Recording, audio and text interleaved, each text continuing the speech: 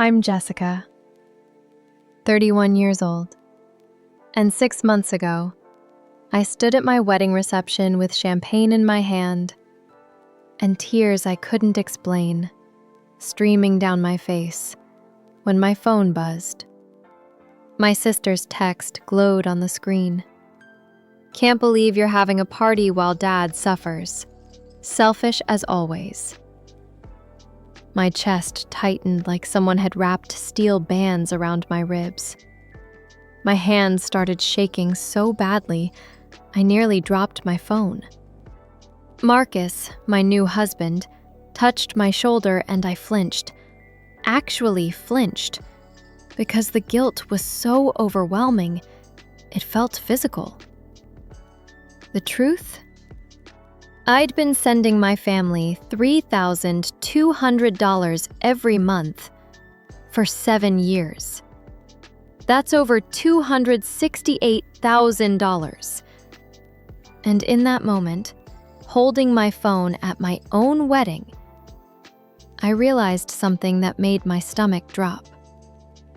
Not once, not a single time in 7 years, had they said thank you.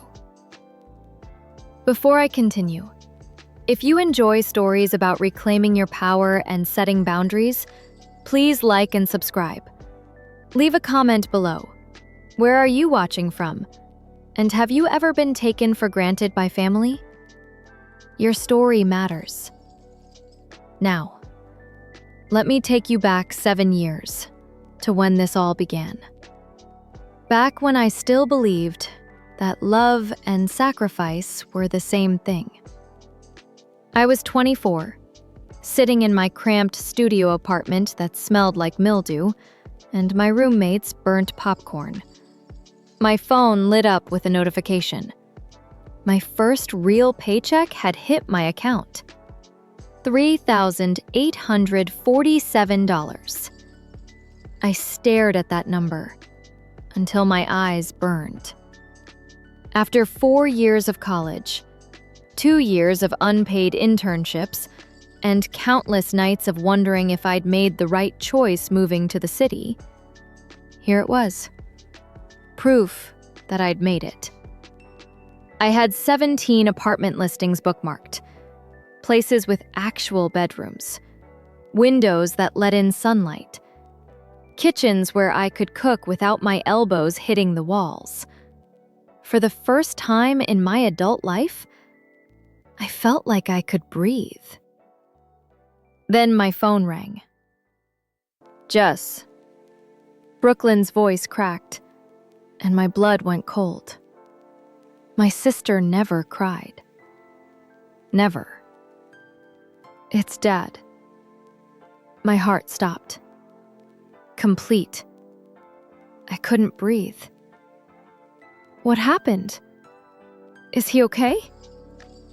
"He lost his job." "Jess, they're going to take the house. Everything. We're going to lose everything." The world tilted. I pressed my hand against the wall to steady myself. Our childhood home. The one with the tree fort Dad built when I was 7. The kitchen where Mom taught us to make cookies. The porch where I took prom photos. Gone? When? My voice sounded far away, like it belonged to someone else. "Last week. The company downsized. He's 52, Jess. No one's hiring. Mom's disability checks barely cover groceries. We're 2 months behind on the mortgage." I felt my chest constrict, that familiar ache of responsibility settling into my bones. This was my family. My father, who'd worked night shifts to pay for my college. My mother, who'd sat with me through panic attacks. How could I think about hardwood floors when they were losing their home?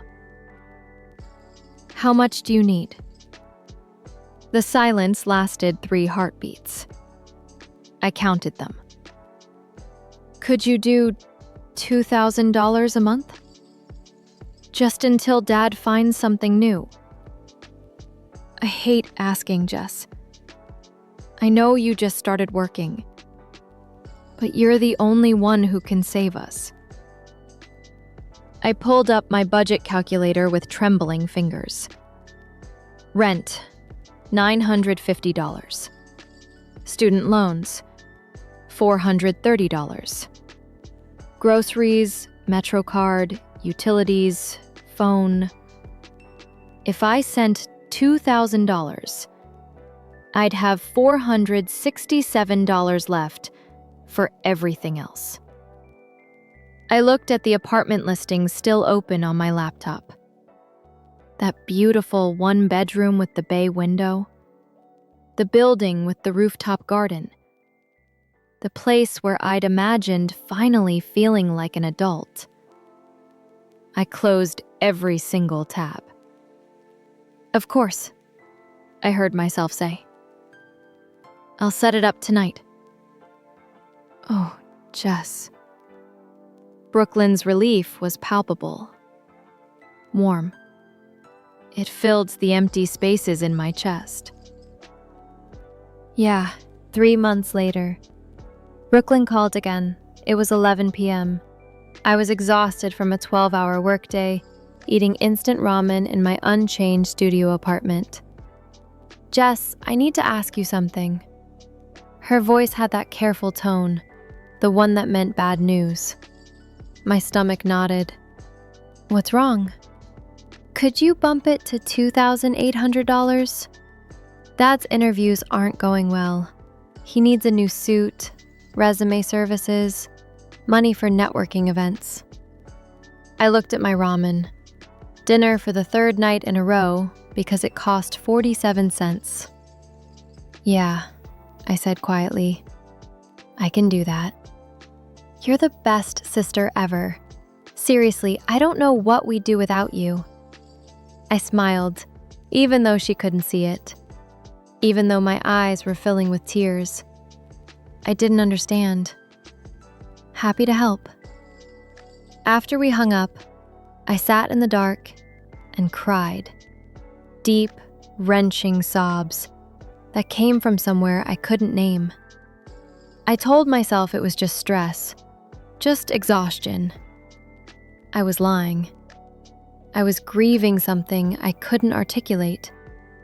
The life I'd imagined, slipping away, 1 month at a time. Year 2 brought a hollow feeling I couldn't shake. I'd been promoted, a good thing. More money meant I could help more. Except when Brooklyn texted, "Can you do $3,200? Mom's medication went up." I didn't feel helpful. I felt empty.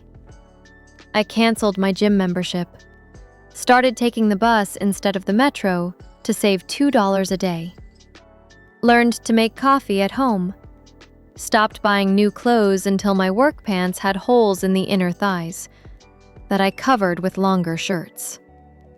My coworkers went out for drinks on Fridays. I always declined. "Come on, Jess, just one drink." I'd smile and make excuses. Too tired. Too much work. Maybe next time. The truth? I couldn't afford a $12 cocktail. Not when my family needed me. At night, I'd lie awake calculating. If I switched to a cheaper phone plan, $30 saved. If I stopped buying lunch and packed sandwiches, $150 saved. If I asked my landlord about a cheaper unit, maybe $100 saved. Every dollar counted. Every dollar went to them. And slowly, quietly, I began to disappear. I met Marcus in year 3. He was kind, funny, stable. Everything I needed but didn't think I deserved. Our first date He took me to a nice restaurant. Not fancy, just nice. When the bill came, I felt panic rise in my throat. "I'll get half," I said quickly, reaching for my purse. "Juz." He put his hand over mine. Warm, steady. "I've got this. I asked you out, remember?" I wanted to cry. Over a $40 dinner. How pathetic was that? We'd been dating for 2 years when he started asking questions. "Babe, when are we going to talk about getting a place together?" My heart clenched. I wanted that so badly it physically hurt. Waking up next to him. Building a life. Normal couple things. "Soon," I said, forcing brightness into my voice. "I just need to save a little more." He pulled up a calculator on his phone. His face was confused. Not suspicious. Not yet. "Jess, you make good money. You just got another raise. Where is it all going?" The lie tasted like ash in my mouth. "Student loans? They're killing me." His face softened with sympathy. He pulled me close, kissed my forehead. "We'll figure it out together, okay? We're a team." I nodded against his chest, hating myself. We weren't a team. Teams don't lie to each other. But I couldn't tell him the truth. Brooklyn had made me promise years ago. Don't tell anyone. Dad's too proud. He'd be humiliated. So I protected my father's pride and destroyed my own integrity. The guilt ate at me like acid. Some nights I couldn't sleep. I'd stare at the ceiling and feel the weight of the secret pressing down on my chest until I couldn't breathe. Marcus would pull me close in his sleep, and I'd feel his heartbeat against my back. Steady, trusting, honest. Everything I wasn't. Year 5. I was scrolling through Instagram during my lunch break, eating a peanut butter sandwich I'd made at 6 a.m. to save money. Brooklyn's latest post appeared. She was at a concert. Not just any concert. VIP section. Bottle service. Designer dress that I recognized from a store I'd walked past once and couldn't even imagine entering. The caption, "Living my best life. #blessed. #VIP treatment." My hands started shaking so hard, I almost dropped my phone. 143 likes. Comments gushing about how amazing she looked, how lucky she was. I sat in the break room, eating my 47-cent sandwich, staring at my sister's $300 bottle of champagne, and felt something crack inside me. The next day, she posted spa weekend photos. Mud masks. Champagne. Infinity pool overlooking mountains. I was in the same pants I'd worn for 3 years, with the holes. My chest felt tight. My vision blurred. Was I having a panic attack? Or was this rage? I couldn't tell anymore. I almost called her. My finger hovered over her contact. I'd rehearsed the words 100 times. "Brooklyn, how can you afford this?" But then the fear flooded in. Cold and paralyzing. What if she got defensive? What if she told Mom? What if they thought I was jealous, petty, selfish? What if they stopped loving me? So I put the phone down, closed the app, went back to work, and told myself another lie. Maybe she saved up. Maybe it was a gift. Maybe I was being unfair. The lies were getting easier. That scared me more than anything. Marcus proposed on a Tuesday. Nothing fancy, just us, Chinese takeout, and the ring he'd been saving for.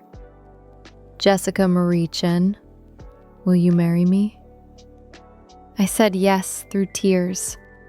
Happy tears, sad tears, confused tears. All mixed together until I couldn't tell them apart. He spun me around our tiny apartment, laughing, planning. We could do it next spring. Small ceremony, maybe 60 people. Whatever you want, babe. Sky's the limit. My stomach dropped. Sky's the limit. He didn't know there was a ceiling. A hard one. Made of $3,200 monthly transfers that I couldn't stop. Wouldn't stop. Didn't know how to stop. That night, while he slept, I made spreadsheets. Wedding costs. Possible budget. Ways to make it work. Even a small wedding would cost $15,000 minimum. I had $3,400 in savings. Total. At age 30. The math was devastating. And crystal clear. I either had a wedding or kept helping my family. The choice felt impossible. And the fact that it felt impossible made me hate myself. Why couldn't I just ask them to pause the payments? Why did the thought of that conversation make me physically nauseous? I knew why. Deep down, I knew. Because if I asked and they said no, I'd have to face the truth I'd been running from for 5 years. They didn't love me. They loved my money. And I wasn't ready for that truth yet. I called Brooklyn 3 months before the wedding. My hands were sweating so badly, the phone kept slipping. Hey sis, what's up? I took a deep breath. Tried to sound casual, reasonable, not desperate. So, Marcus and I are getting married in January. Oh my God, finally! Congratulations! The warmth in her voice gave me hope. Maybe this would be okay. Maybe she'd understand. Thanks. So, with all the wedding expenses, I was thinking maybe I could reduce the amount to $2,000 just for a few months? Just until... The silence was immediate and suffocating. My heart started pounding. I could hear my pulse in my ears. Brooklyn? When she spoke, her voice was ice. Pure ice. Are you serious right now, Jess? I felt my throat close. I just thought, Dad still doesn't have stable work. Do you even know that? Do you even care? Mom's medical bills are through the roof. We're barely surviving. And you want to cut us off. For a party. Each word hit like a slap. It's not cutting you off, it's just, after everything they sacrificed for you." Her voice rose, sharp and cutting. "After they paid for your college, supported you through all your anxiety and depression, let you live at home until you were 22, gave you everything. And this is how you repay them?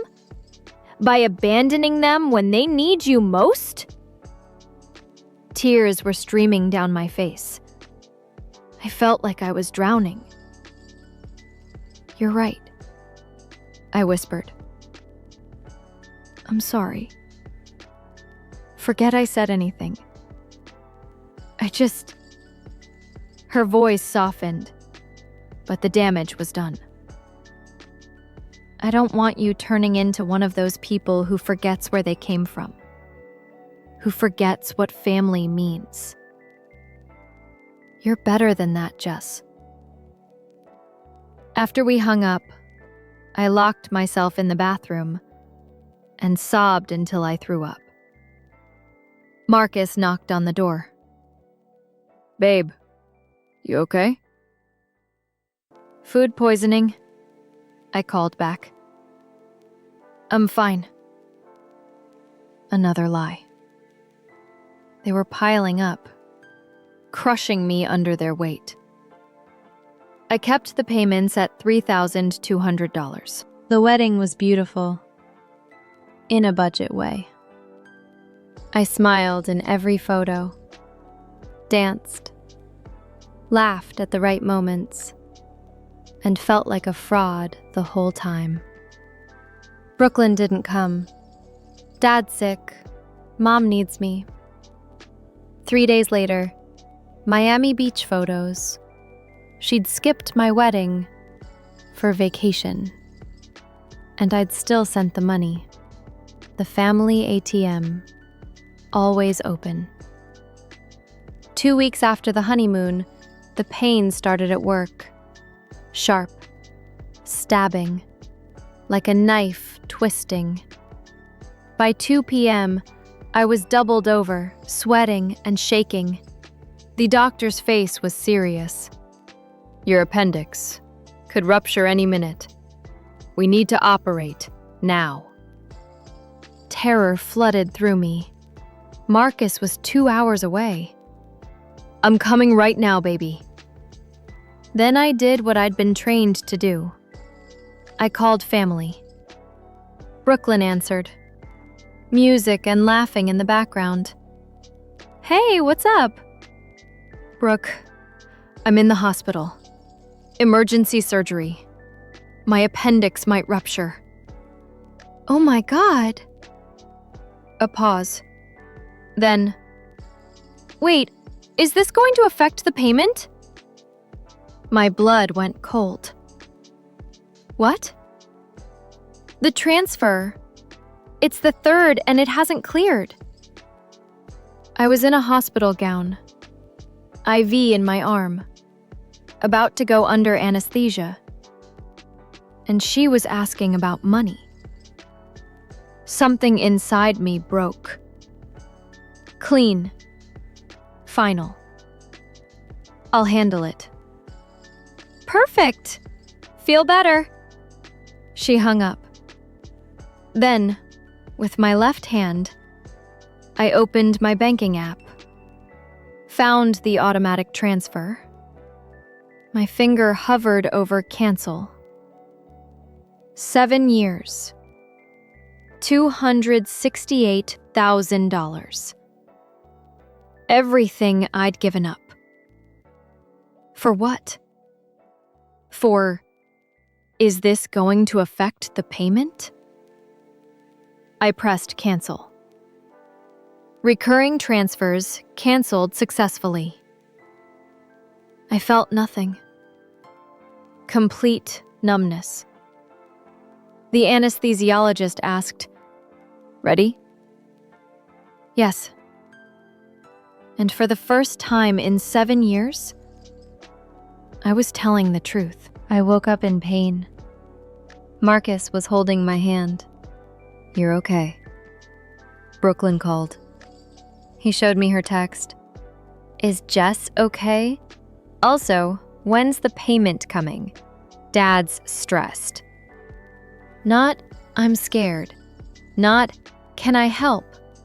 Just, when's the money? Jess, what payment? And there it was. I told him everything. $268,000. His voice was hollow. They needed it. Did they? He showed me Brooklyn's Instagram. Months of luxury. Then Facebook. My dad at a golf course. Caption: retirement life is sweet. Retirement. Not laid off. He retired? He didn't lose his job? Jess, they lied to you. For 7 years. I started crying. Deep, body-shaking sobs. You're not stupid, Marcus said. They're manipulative. The next morning, Aunt Linda walked in. The bitter aunt I'd been told to avoid. She carried a shoebox. Letters I sent you. Your mother made sure you never got them. I opened one from 6 years ago. I ran into Brooklyn buying a $400 purse. She laughed about how easy it is to get money from you. When I asked about financial troubles, she said, "What troubles? Dad's loving retirement." Sweetheart, you're being used. Letter after letter, all intercepted, all trying to save me. There's more. She showed me a group text. The real family. I wasn't in it. Mom. Jess sent it early. So predictable. Brooklyn. Told her dad needed shoes. Bought Louboutins instead. Dad. How long can we keep this going? Mom. As long as we need. Guilt is powerful. Brooklyn. She's working 3 jobs. It's actually sad. Mom. Someone has to fund our retirement. Brooklyn. She's such a doormat. Mom. A doormat that pays for your lifestyle. I couldn't breathe. My family had been running a con for 7 years. And I'd been the willing mark. That afternoon, they showed up. Mom burst through the door, mascara running, designer purse. Jessica, I came as soon as I heard. She rushed to my bedside. I pulled away. Where were you yesterday? During surgery? I called the hospital 8 hours after, Marcus said coldly. I called you at 2 p.m. Jess, about the payment. Stop. My voice was strong. Just stop. I held up the group chat. Is this real? Mom's face went white. Silence. You're taking it out of context. What context makes laughing about conning me okay? We didn't con you. You offered. You told me Dad lost his job. He did. Eventually. He just retired first. The audacity took my breath away. We needed the money. You had it. That's how family works. No. I sat up straighter. That's how parasites work. I gave you $268,000. I worked myself sick. Lived in poverty. Lied to my husband. For you. You called me a doormat. You laughed about manipulating me. Silence. Heavy and damning. I'm sorry. Dad whispered. You're sorry you got caught. His silence confirmed it. I looked at each of them. Mom still calculating. Brooklyn defensive. Dad ashamed, but not enough. I want you to leave. I want you to leave. We can talk. Don't touch me. Don't touch me. I want you to leave. Now. Get out! Mom's mask cracked. Fine. But don't come crying when you need family. We're done. Yes. We are. They left. I started shaking. Marcus held me. But this time felt different. Like something ending and something new beginning. Therapy was brutal. Dr. Chen made me say it. My family emotionally abused me for 7 years. I cried every session for a month. But slowly, I started feeling lighter. 6 months later, Marcus and I bought a house. 3 bedrooms, backyard, everything we'd dreamed.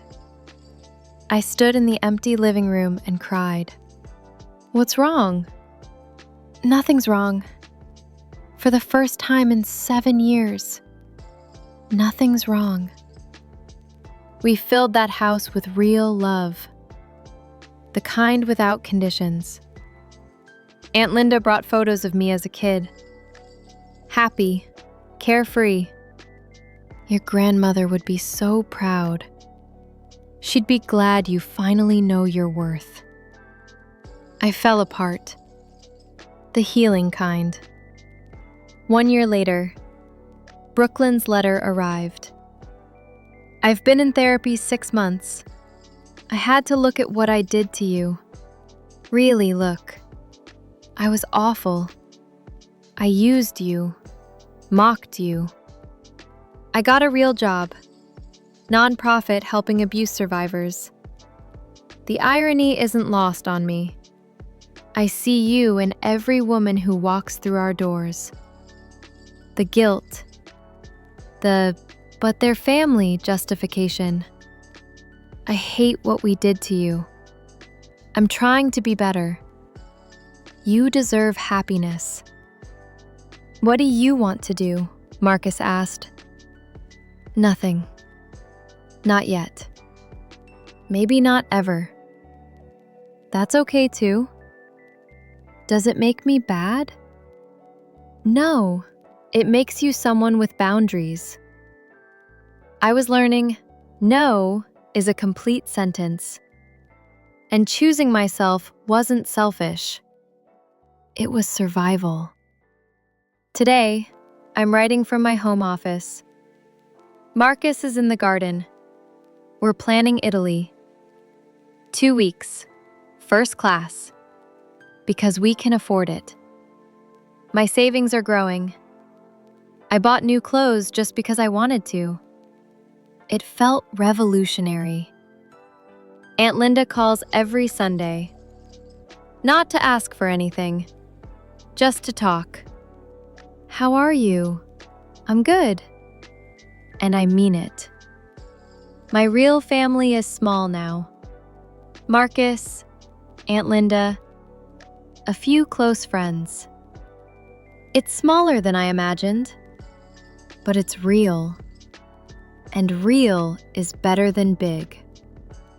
If you're where I was, please hear me. You cannot love people into treating you better. I tried for 7 years. It never works. Financial abuse is real, even from family, especially from family. But their family isn't a reason to let people hurt you. Family should be safe. You're not responsible for other adults' choices. Their decisions aren't your emergencies. Real love respects boundaries. Aunt Linda never needed my money. She just needed me okay. That's love. Choosing yourself isn't selfish. It's necessary. I spent 7 years trying to buy love. All I bought was pain. Real love can't be purchased. It's given freely, or it's not love at all. If someone makes you feel guilty for having boundaries, they don't love you. They love what you do for them.